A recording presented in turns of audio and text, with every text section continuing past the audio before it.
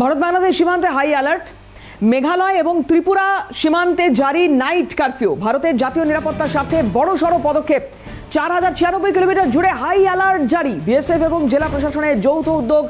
23শে December রাত থেকেই কার্যকর নাইট কারফিউ। ভারত বাংলাদেশ সীমান্ত 4096 কিলোমিটার জুড়ে হাই অ্যালার্ট জারি। মেঘালয় এবং ত্রিপুরা সীমান্তে জারি করা হয়েছে নৈশ কারফিউ।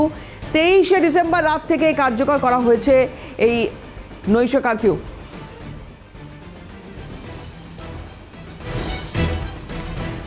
বিএসএফ এর প্রাক্তন ডিআইজি এসকে মিত্র কি বলছেন দেখুন। 12 দিনের মধ্যে না 10 দিনের মধ্যে দুবার আমাদের হাই কমিশনকে ডেকে পাঠিয়েছে। ওখানে তো উইথ আহমেদ যে ওদের ফরেন মিনিস্টার মানে ছিল, সেই লোক ভদ্রলোক দিকে পাঠাচ্ছে। তার অর্থটা কি? আন্ডারমাইন করার চেষ্টা করছে ভারতবর্ষ, যে ভারত এখনো কিছু করে উঠতে পারেনি।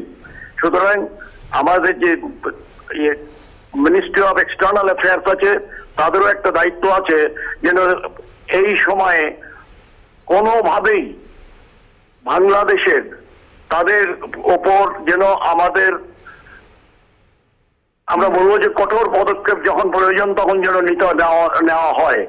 কারণ না নিলে ওরা মনে করবে যে খালি আমরা অবজারভারে কাজ করছি, কিন্তু কোনো অ্যাকশন এক্সিকিউট করছি।